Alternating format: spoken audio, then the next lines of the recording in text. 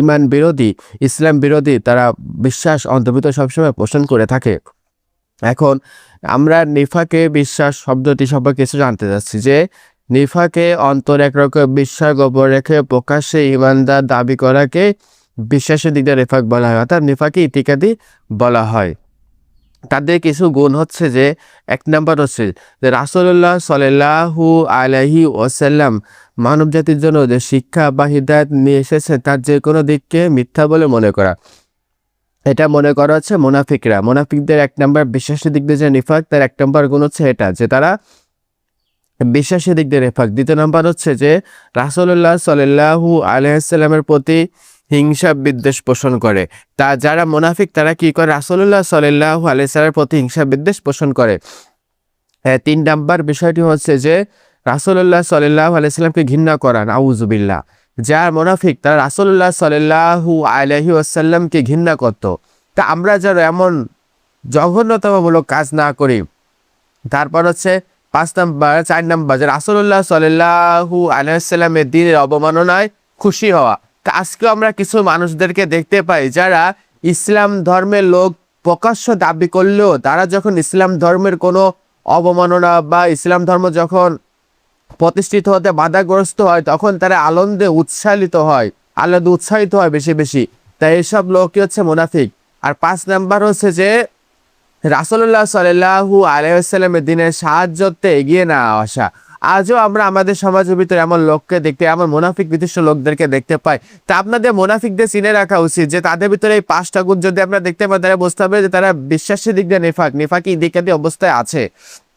এরপর যে বিষয়টি সেটা হচ্ছে নিফাকে আমল। যে রাসূলুল্লাহ সাল্লাল্লাহু আলাইহি ওয়াসাল্লাম সহিহ মুসলিম শরীফের 114 নম্বর হাদিসে জানিয়ে দিয়েছেন যে মুনাফিকদের নিদর্শন হচ্ছে 4টি। যত সময় পর্যন্ত তাদের ভিতরে 4টি গুণ দেখা যাবে তত সময় পর্যন্ত সে মুনাফিক অবস্থায় থাকবে। 1 নাম্বার হচ্ছে যখন তারা কথা বলে তখন তারা মিথ্যা কথা বলে। তাহলে 1 নাম্বার কি গুণ? যখন তারা কথা বলবে মিথ্যা কথা বলে। দুনিয়ার যে কোনো স্বার্থ হাসিল করার জন্য তারা প্রকাশ্যে ইমানদারদের সামনে ইমান প্রকাশ করলেও তারা অন্তর্ভিতর থেকে তারা সত্যকে গোপন করে মিথ্যাটা প্রকাশ করে মানুষের সামনে। দ্বিতীয় নাম্বার হচ্ছে যে তারা ওয়াদা দিলে তারা ওয়াদা খেলাপ করে, তারা ওয়াদা ভঙ্গ করে। আজকে তারা আপনাদের সামনে ওয়াদা দেবে যে ভাই আসুন আমরা সকলে ইসলাম ধর্ম অনুসারী হয়ে যায়, কিন্তু তারা মোটেও ইমানদার না। তারা দেখা যাচ্ছে যে ওয়াদা খেলাপ করে তারা মুসলিম বিরোধী যারা শত্রু আছে তাদের সাথে সরা পরামর্শে লিপ্ত হচ্ছে। এমন কিছু ওয়াদা খেলাপ করেনি মুনাফিক আজকে আমাদের সমাজে ছড়িয়ে ছিটিয়ে আছে। তারপর 3 নাম্বার হচ্ছে যে তাদের কাছে যখন কোনো আমানত রাখা হয় তখন তারা সেটা খেয়ানত করে। যে আজকে আপনি তাকে ইমানদার বলে সাব্যস্ত করার পর তাকে আপনি তার কাছে আমানত রক্ষা করার জন্য তাকে 100 টাকা বা 5000 টাকা তার কাছে দিয়েছেন যে ভাই তুমি আমার এই আমানতটি তুমি রক্ষা করো। আবার দেশের অনেক আমানত, দেশের মানুষের টাকা পয়সা কষ্ট করে অনেক মানুষের সামনে মানুষের কাছে আজকে আমানত রাখা হচ্ছে, কিন্তু তারা সে আমানত রক্ষা করতেছে না, তারা খেয়ানত করতেছে। এটা হচ্ছে মুনাফিকের 3 নম্বর বৈশিষ্ট্য। তো এরকম কাজ যারা করতেছে তারা অবশ্যই মুনাফিকের অন্তর্ভুক্ত হয়ে যাবে। তারপর 4 নাম্বার হচ্ছে যে মুনাফিকদের আরেকটা নিদর্শন হচ্ছে যখন তারা ঝামেলা ফিতনা সৃষ্টি করে তখন তারা গালাগালি করে। তা আজকে সমাজের ভিতরে এমন কিছু লোক আছে যারা মাথায় টুপি নিচে মুখে দাড়ি কিন্তু তারা গালাগালি করতেছে। তাহলে বুঝতে হবে এই লোকটা মুনাফিকদের অন্তর্ভুক্ত আছে। 115, 116, 117 এরকম ভাবে মুনাফিকদের কিছু নিদর্শন বর্ণনা করা হয়েছে, রাসূল সাল্লাল্লাহু আলাইহি ওয়াসাল্লাম বর্ণনা করেছেন। তো এইগুলো যদি আমরা ত্যাগ করতে না পারি তাহলে আমাদের শাস্তি কিরূপ হবে সেই সম্পর্কে আল্লাহ সুবহানাহু ওয়া তাআলা কুরআনুল মাজিদে সুন্দর করে জানিয়ে দিয়েছেন যে মুনাফিকদের অবস্থান হবে জাহান্নামের সর্বনিম্ন স্তরে।